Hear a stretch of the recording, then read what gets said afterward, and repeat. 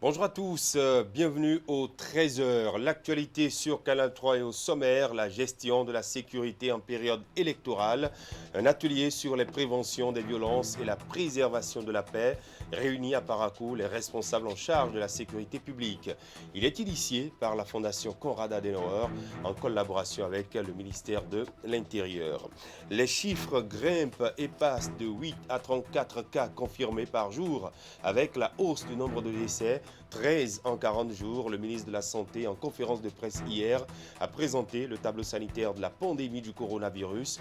Benjamin Hunkpati est revenu sur la nécessité d'observer les gestes barrières, vous l'entendrez. Et puis, un rendez-vous culturel à prendre dans ce week-end. Il se produit dans le cadre de la célébration de la fête de la Saint-Valentin dans la salle de spectacle de Canal Olympia à Cotonou. Le talent du R&B français arrivé dans la nuit d'hier lancera son nouvel album intitulé Dr Love, à suivre les propos de Singila à sa descente d'avion. C'était hier.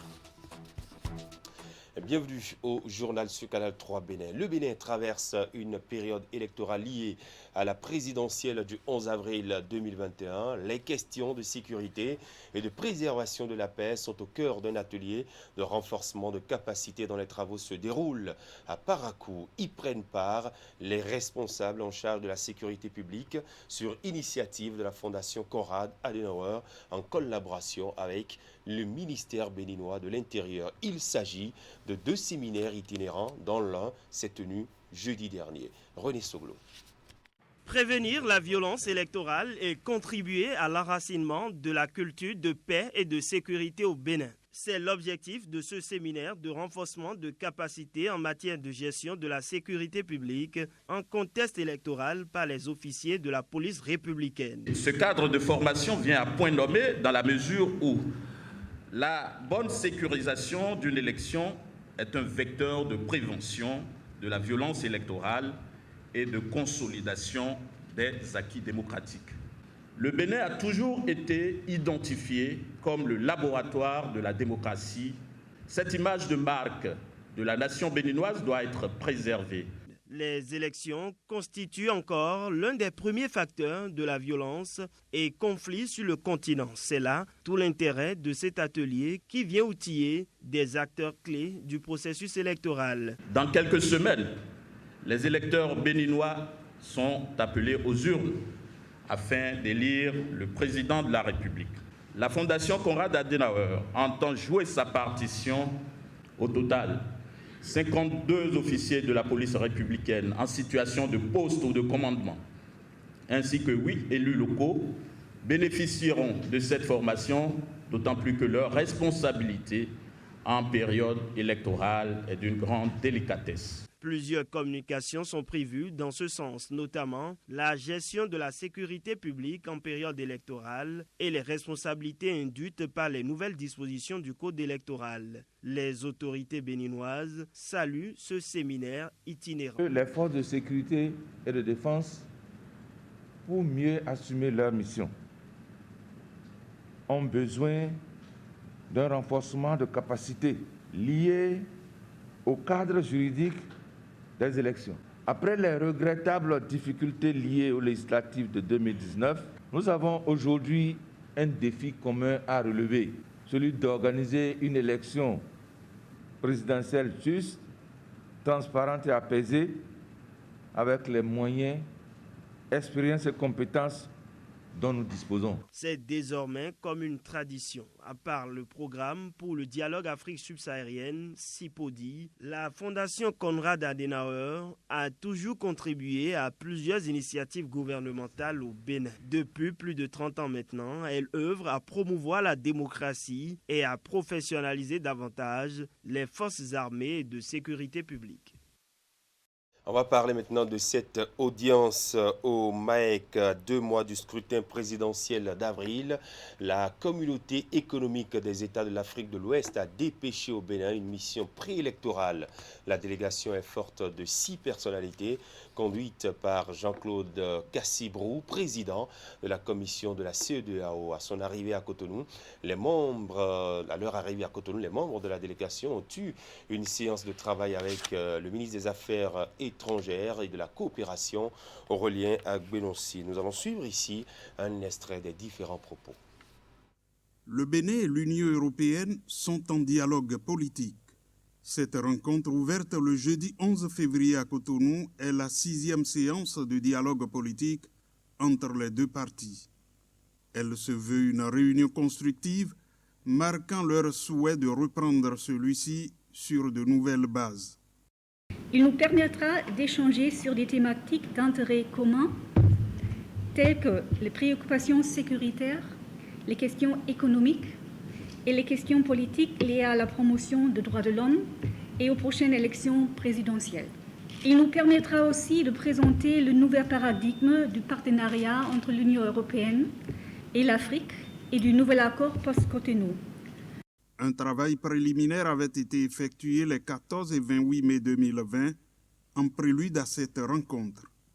C'est un partenariat stratégique moderne et qui met un accent sur le multilatéralisme comme moyen de relever les défis tels que les changements climatiques, la sécurité, l'immigration et la défense des intérêts communs. Une occasion pour le ministre d'État béninois Abdoulaye Biotchane de rappeler quelques réalisations sur le dernier quinquennat. Nous avons fait un taux de croissance de 2,3%, faisant de notre pays un des plus résilients à la crise en lien avec la Covid-19. Cette résilience, qui est à tous égards à saluer parce qu'elle intervient dans un contexte de plusieurs chocs, Covid, mais aussi fermeture des frontières, s'explique aussi, entre autres, par les fondations solides que nous nous sommes attelés à mettre en place à travers des réformes courageuses mais nécessaires. Le Bénin est donc devenu ces dernières années, premièrement, le premier producteur de coton de l'Afrique de l'Ouest, deuxièmement, le deuxième producteur de céréales de l'UEMOA, troisièmement, la troisième meilleure performance en termes d'IDH dans la CEDEAO et la première dans l'Union économique et monétaire ouest-africaine. Ces prouesses, selon le ministre d'État, ne sont pas que des chiffres, mais ont produit des résultats concrets et ont amélioré le quotidien des Béninois. Pour exemple, la création de plus de 800 000 emplois, la réduction de la pauvreté qui est passée de plus de 40% à moins de 38% en 2018. L'une des illustrations importantes est la reclassification du Bénin qui est passé de pays à faible revenu à pays à revenus intermédiaires. Et voilà, justement, vous l'avez compris, on était en train de parler de cette nouvelle dynamique qui s'installe dans le cadre de la coopération entre le Bénin et l'Union européenne. Il s'est tenu à Cotonou hier jeudi des assises, un dialogue politique entre les deux parties pour revoir les bases du nouveau partenariat. Les échanges ont été fructueux et porteurs de bonnes perspectives. Et vous l'avez compris avec Action Mokai, Action Bon. Nous sommes à la 6e édition des assises du genre entre le Bénin, notre pays, et l'Union européenne. Et justement, à la suite des échanges, le ministre des Affaires étrangères de la coopération a donné un point de presse dans l'après-midi pour faire le point des travaux. On écoute Aurélien Agbenossi sur des propos recueillis par Narcisse Alossé et Elvis Tonoua. Vous savez que votre pays, le Bénin, va avoir une élection présidentielle le 11 avril. Et conformément à nos dispositions, vous savez que votre pays, le Bénin, va avoir une élection présidentielle le 11 avril. Et conformément à nos dispositions, nous devons faire une mission préélectorale d'évaluation. L'objectif étant d'aider le pays à avoir des élections qui se passent dans de très bonnes conditions, qui soient crédibles et qui soient transparentes. Cette démarche, on l'a fait dans tous les pays où nous avons eu des élections. Au cours du dernier trimestre de l'année 2020, vous savez qu'on a eu des élections au Burkina, en Côte d'Ivoire, en Guinée, au Ghana et au Niger. Donc c'est toujours la même démarche. Et nous venons donc dans le pays, nous rencontrons l'ensemble des acteurs, les acteurs étatiques qui sont chargés de la mise en œuvre de la préparation des élections, mais également les acteurs politiques, la société civile, les partenaires au développement. Nous rencontrons toutes ces parties. Quand nous arrivons dans un pays, la première personnalité à qui nous rendons visite, c'est le ministre des Affaires étrangères. C'est la porte d'entrée. C'est lui qui nous accueille Et c'est lui qui nous, si vous voulez, ouvre la porte un peu pour effectuer donc cette mission. Donc c'est ce qui vient de se passer. Je lui ai indiqué que le climat ici était la sérénité, que le gouvernement se réjouit de l'arrivée de cette mission, que le président de la République, le président Patrice Talon, a donné des instructions très claires et très fermes, j'allais dire, pour que tout soit mis en œuvre pour faciliter cette mission, qui ne soit n'avoué n'est dans l'intention de personne d'empêcher une mission de la CEDEAO de rencontrer qui que ce soit. Nous sommes un membre majeur de la CEDEAO et nous nous réjouissons que ce que nous faisons, les réformes que nous conduisons, ce processus électoral qui commence après le premier mandat du président, ce processus se déroule dans de bonnes conditions et que le monde entier, à commencer par notre famille politique sous-régionale, celle de la CEDEAO, puisse être bien informé. Et voilà, il était là question donc de cette délégation de la Commission économique des États de l'Afrique de l'Ouest qui est en séjour au Bénin pour évaluer le processus électoral en cours. Allons maintenant à Djougou pour parler de ce phénomène qui a du mal à disparaître des agissements de la société, le trafic d'enfants, des mineurs surtout, dans le département de la Donga. Une enquête réalisée sur 2 mois livre ses résultats et présente un tableau pas du tout réluisant. P. Maridel ONG qui s'en est chargé à la faveur d'une séance de sensibilisation organisée à Djougou a communiqué les chiffres et les conditions dans lesquelles les enfants font l'objet de trafic. On en parle avec Alassane Arounan et Abdou Raoufou Yaraya. Plus qu'une simple communication, c'est plutôt à une séance de restitution des travaux d'enquête menés sur la traite des enfants entre le 1er décembre 2020 au 31 janvier 2021 dans le département de la Donga que l'assistance a eu droit au cours de cette rencontre. Alassane Ourouk Karim, directeur exécutif de P. Maridel ONG, livre ainsi la moisson de ses recherches sur le trafic des enfants dans la Donga, considéré comme la plaque tournante de ce fléau au plan national. Dans un intervalle de 2 mois, cette organisation non gouvernementale a pu intercepter 20 filles mineures en partance pour le Niger. 20 filles, s'il y avait 10 ONG, ça fait 200 filles. Si chaque ONG avait mis la main sur 20 filles, ça veut dire que en 1 mois, les 4 communes de la Donga perdent au moins 50 filles qui partent pour le Niger. Rien que pour être filles de ménage. Malgré les dispositions prises au plan institutionnel, tant par les structures étatiques que celles non étatiques, pour protéger les droits des enfants, ce fléau perdure. Ces enfants dont l'âge est compris entre 8 et 14 ans, avant même de se retrouver chez leur nouvelle patronne, parfois ces mêmes convoyeurs leur apprend à connaître garçon. On les déviège. Ça, nous avons des preuves. Je vous assure que chaque jour que Dieu fait à Niamey Centre et au niveau du site de l'orpaillage du Niger, il y a au moins 8 filles qui se perdent. À la fin du mois de janvier, on a même enregistré le décès d'une fille de Djougou à Niamey. Avant-hier de Malaville, nous avons fait retourner 4 personnes. C'est les femmes. Et les maris disent que non, c'est eux-mêmes qui ont dû de partir pour aller chercher l'argent. Et le délégué dit non, ils ne vont pas partir. Vous voyez, le mari lui donne la voix parce qu'il ne peut pas. Et il a l'enfant au dos encore. La lutte contre la spoliation des droits des enfants, P. Maridel ONG en fait son cheval de bataille. Elle s'est d'ailleurs engagée à œuvrer pour la restauration des droits des enfants trafiqués de force ou de gré à des fins d'exploitation économique. Je me réjouis sincèrement que l'ONG ait fait de cela son cheval de bataille et je l'encourage. Je l'encourage parce qu'il devient notre partenaire stratégique. C'est une grande honte de savoir que quand on a besoin d'une petite fille pour travailler à la maison, on dise est-ce qu'on peut me trouver une fille qui vient de Djougou? C'est pour ça que je voudrais très sincèrement remercier l'ONG P. Maridel. Face à ce cas de figure des violences faites aux mineurs, la police républicaine ne compte pas baisser la garde. Des dispositions sont d'ailleurs prises pour traquer jusqu'au dernier retranchement tout prédateur des droits des enfants. Nous, on ne voudrait pas que ça continue. Ce phénomène, c'est un phénomène vraiment à éradiquer.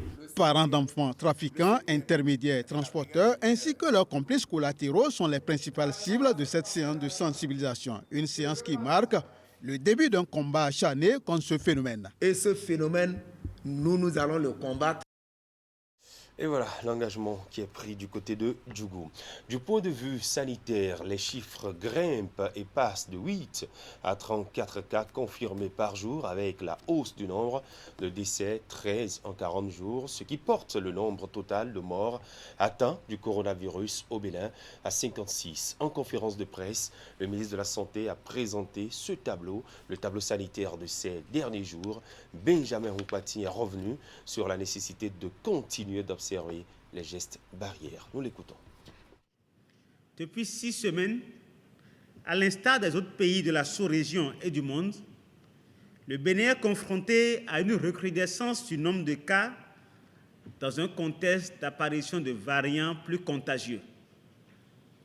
Ainsi, depuis le 1er janvier 2021, le nombre moyen de cas confirmés par jour a quadruplé, passant de 8 à 34, et ces 3 derniers mois, le Bénin a enregistré autant de cas que pendant les 9 premiers mois de l'épidémie, 2726 cas le 1er novembre 2020 et 4625 cas au 9 février 2021. Le nombre de cas graves suit la même tendance.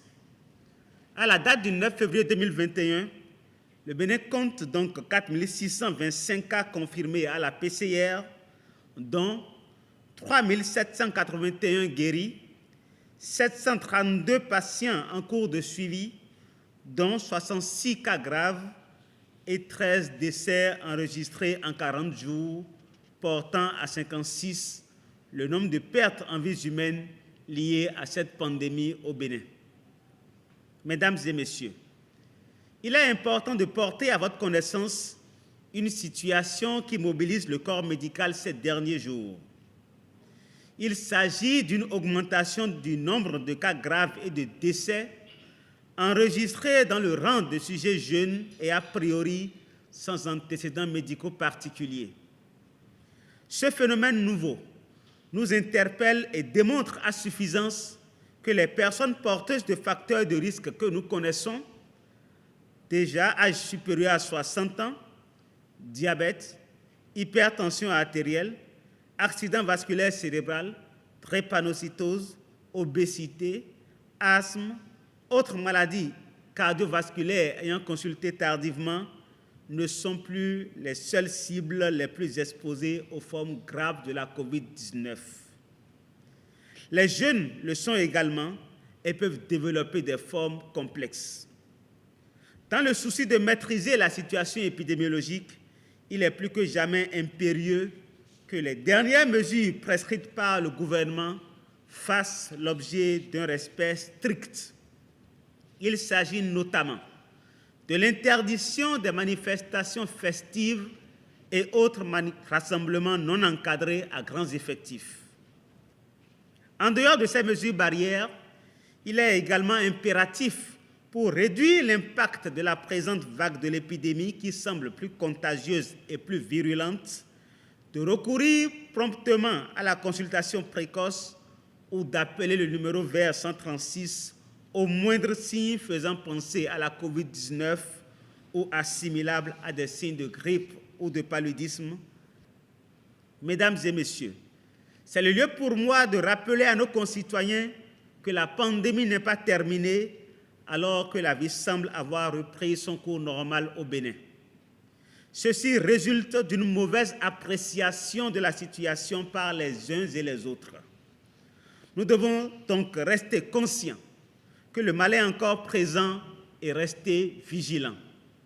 Ce, d'autant plus que les variants du virus se révèlent encore plus dangereux. Nous devons plus que jamais redoubler d'attention et de discipline pour venir à bout de la COVID-19. Et voilà, Benjamin Mpati, ministre de la Santé. Les acteurs publics et ceux de la société civile qui travaillent sur la mise en œuvre du projet d'appui à l'enseignement secondaire au Bénin étaient en atelier. Ils ont, au cours de leurs travaux, dressé le bilan, identifié les acquis et déterminé les forces qui vont concourir à la bonne exécution du projet, notamment dans les établissements d'enseignement secondaire des départements de l'Atlantique et du littoral. Clément Tchadé, Henri Ganti. Les acteurs de l'éducation évaluent les performances des établissements d'enseignement secondaire général du volet mobilisation communautaire. Une évaluation qui intervient après 18 mois de mise en œuvre du projet d'appui à l'enseignement secondaire au Bénin. Durant une journée, ces différents acteurs de l'éducation auront à faire le bilan à mi-parcours en se penchant sur les résultats obtenus afin de dégager le chemin qui reste à parcourir. Ce rassemblement marque la fin d'une expérimentation qui a duré 18 mois. 18 mois avec 261 collèges d'enseignement général des départements de l'Atlantique, du littoral, de la Takora et de la Donga, dont 114 établissements secondaires des 9 communes des départements de l'Atlantique et du littoral pour le compte de Aide et Action internationale, et 147 établissements secondaires des 13 communes des départements de la Takora et de la Donga pour le compte de Plan International Bénin. Nous avons eu avec vous à implémenter des outils de gestion de nos collèges. Il est de bon ton que ces outils fassent l'objet d'une évaluation. Le projet d'appui à l'enseignement secondaire au Bénin est soutenu et financé par Plan International et l'Agence française de développement. Cet atelier est donc l'occasion de bilan de mise en œuvre des plans et cadres établis conformément aux différents documents stratégiques. À cet effet, les chronogrammes d'activité de chaque ONG, de même que les projets et contrats de performance, sont passés en revue. Ce projet est orienté sur le renforcement de l'accès au premier cycle du collège, avec un effet de levier dans les départements pilotes que sont l'Atlantique, le littoral, la Takora et la Donga. Il vise aussi le renforcement du dispositif d'encadrement et d'animation pédagogique pour plus de proximité avec les enseignants et les apprenants. C'est un projet porté sur la structuration et l'implémentation de la dimension vie scolaire dans les établissements pour mettre en place les conditions les plus favorables à la réussite des apprenants. Les acteurs conviés à cet atelier ont eu l'occasion d'apprécier le niveau d'exécution des différentes activités avant de faire une analyse critique de la démarche de mobilisation communautaire en lien avec l'amélioration de la scolarisation, le maintien des enfants à l'école et la performance des apprenants. Les travaux de groupe, eux, sont consacrés aux acquis du projet et les difficultés rencontrées au cours des 18 mois de mise en œuvre. Et voilà, c'est l'un des rendez-vous culturels à prendre ce week-end si vous êtes à Cotonou et environ. L'artiste chanteur du R&B français Singila se produit dans le cadre de la célébration de la fête de Saint-Valentin à Canal Olympia, c'est à Cotonou. Singila, à l'occasion, lancera son nouvel album intitulé Dr Love, arrivé dans la nuit d'hier à l'aéroport international Cardinal Bernardin Ganti. La star s'est exprimée devant micro et caméra de Teddy Goudalo et Eder Mpavi. Nous l'écoutons. Ça fait très plaisir. Ça fait un moment que je ne suis pas venu. J'espérais que le peuple de Cotonou m'aime toujours. Je suis très proche des Béninois et j'espère que, enfin je vois en tout cas à travers cet accueil que voilà, on partage le même amour et je sens que le séjour va très bien se passer. Alors il y a plusieurs choses qui vont se passer. Déjà, je tiens à vous dire que mon album sort demain. Donc c'est à Cotonou que je lance mon nouvel album, Dr Love. C'est la première fois que je lance un album en Afrique et ça va se passer ici, sur le sol béninois. Je vous remercie déjà, je remercie tous les médias qui sont là pour assurer la promotion de mon travail. Mais aussi, je suis venu pour un concert. Je suis venu pour un concert qui a lieu au Canal Olympia le 13 février, donc la veille de la Saint-Valentin. Donc le Dr Love va venir chanter l'amour pour le Bénin le 13 février. Tu as toujours été belle, tu as au moins ça pour toi. Tu étais naturel, je te préférais comme ça. Aujourd'hui, je peux plus t'appeler, même moi je ne peux plus t'appeler. Personne ne peut plus te parler. Tu es la femme de quelqu'un. Voilà. C'est bon. Voilà, le rendez-vous avec Singila, c'est donc demain du côté de Canal Olympia à Cotonou. Faites-y un tour et vivez la Saint-Valentin en beauté. 13h passées de 25 minutes, c'était le 13h chez vous. Merci de nous avoir suivis. L'info se poursuit sur Canal 3 Vélin et canal3télévision.com. Passez un très bel après-midi, bonne suite de journée et excellent week-end. Au revoir.